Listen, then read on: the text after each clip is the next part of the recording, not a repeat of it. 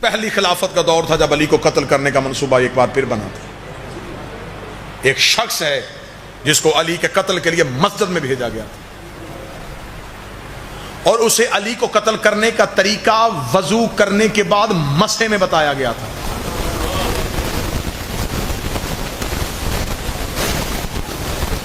یہ علی کے قتل کا منصوبہ مسجد میں بنا اور مسح کرتے ہوئے اسے بتایا گیا.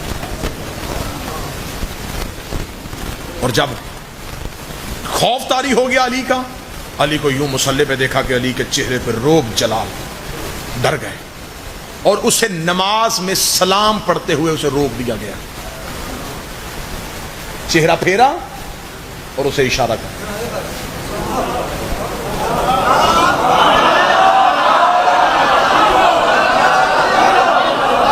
امیر المومنین اپنی نماز تمام کی. ممبر کی عزت کی قسم ہے، علی جس کو قتل کرنے کے لیے بھیجا تھا وہ بڑا سرخیل بنایا تھا اسے، خالد بن ولید کو. علی اس کے پیچھے آئے، علی نے اسے ہنسلی کی ہڈی سے پکڑ کے اتنے زور سے دبایا کہ اس کی چیخ نکلی.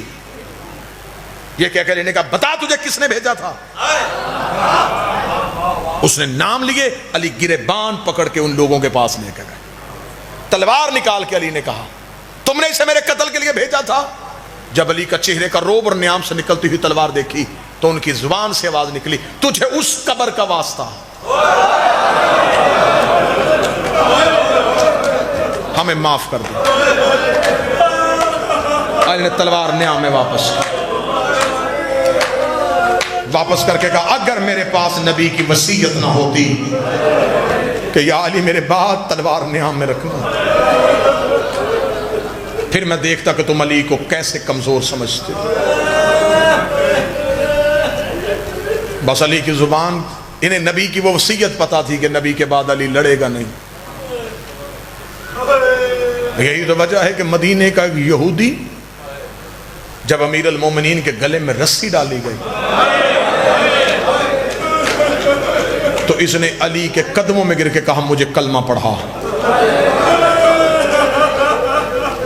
علی نے کہا مدینے کب سے آیا ہے؟ اس نے کہا جب تو نے خیبر فتح کیا تھا، میں گھر بار چھوڑ کے مدینے آ گیا تھا. علی نے فرمایا میرے خیبر میں مسلمان نہیں ہوا، آج میری بے بسی پہ ہو رہا ہے. اس کا میں نے تجھے خیبر میں لڑتے دیکھا ہے، میں نے تیری تلوار تیری انگلیوں پہ لہراتی دیکھی ہے، میں نے دروازہ بھی اڑتے ہوئے دیکھا ہے، تب مجھے پتا تھا تو اپنی طاقت دکھا رہا ہے. آج تیری یوں جھکی ہوئی گردن بتا رہی ہے تو خود نہیں چلتا، تجھے کوئی چلا رہا ہے.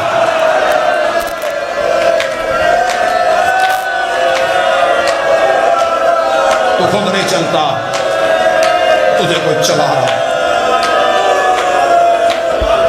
تو خود نہیں لڑتا، تجھے کوئی لڑنے کا حکم دیتا. عید قریب تھی اور زینب یتیم.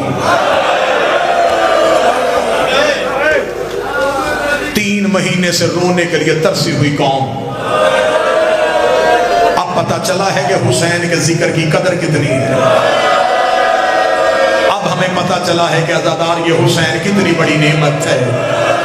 اب ہم گھروں میں چیخے مار مار کے کہہ رہے ہیں مولا ہم ہر چیز کے بغیر زندہ رہ سکتے ہیں، مولا ہم تیرے بغیر زندہ نہیں رہ سکتے. ان روتی ہوئی آوازوں سے دعا کرو میرا مولا ہمیں معاف کر دے. اگر ہم سے کوئی غلطی ہو گئی ہمیں معاف کر دے. ہم سے اپنی عزاداری نہ واپس لینا، ہم سے یہ نعمت عظمیٰ نہ چھیننا. ہم ہر چیز کے بغیر رہ لیں گے، ہم تیرے ماتم کے بغیر نہیں رہیں. یہ وہ قوم ہے جسے رونے سے سکون ملتا، جسے زخمی ہو کے شفا ملتی. فضائل زیادہ پڑ گیا. مصعب بسیخیں بلند ہو گئیں، 2 سطریں پڑھ کے تمام کر دو. کسی بیٹی کا عید سے پہلے 90 سال کا باپ مر جائے،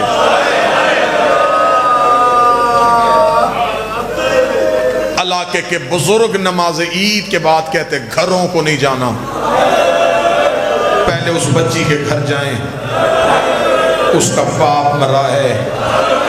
آج وہ دروازے کی طرف دیکھ رہی ہوگی، اسے جا کے اس کے باپ کا پرسہ دیں.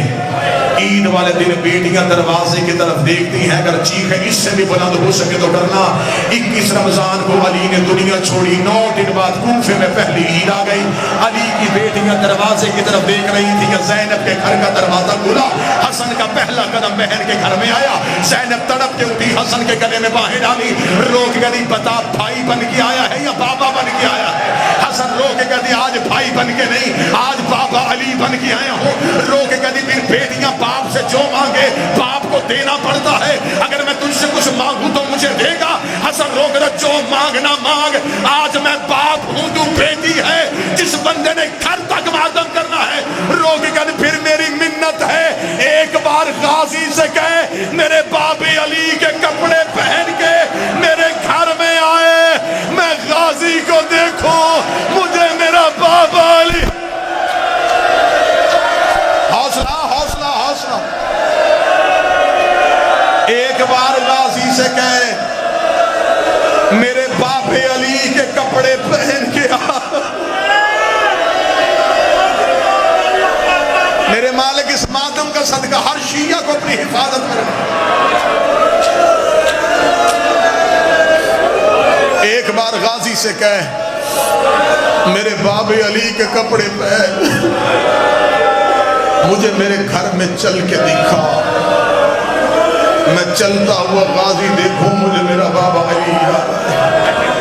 شہادت نہیں پڑھ سکوں گا, 2 روایتیں پڑھنا. اللہ میرے بھائی باقر شاہ کی بہن کو حسین کی بہن کے صدقے جنت میں اعلیٰ مقام عطا کرے. جتنے بھی آئے ہو میرا مالک, جتنے ہی ذکر میں بیٹھے ہیں, تجھے بی بی کے اجڑنے کا واسطہ ہر عزادار کو اپنی حفاظت میں رکھنا. میرے مالک ہر جسمانی روحانی بیماری سے بچا کے رکھنا. 17 رمضان 40 ہجری ضربت سے 2 دن پہلے علی نے کوفے کی جامع مسجد میں آخری تقریر کی. تقریر کرتے کرتے علی کی آواز, کوفے والو میں نے کبھی کسی یتیم کو ستایا تو نہیں؟ کوفے کی لوگوں کی آواز آئی, نہیں یا علی, ہم نے تجھ جیسا عادل امام تو دیکھا ہی نہیں. علی لوگ کے فرماتے پھر میرے بعد یتیموں کو ستانا نہ, میرے بعد یتیموں سے اچھا سلوک کرنا. امیر المومنین نے تقریر ختم کی. مسجد کے صحن کے اندر کوفے کے لوگوں نے علی کو گھیرے میں لے لیا. یا علی, آج آپ کی تقریر میں یہ جملہ کیوں آیا؟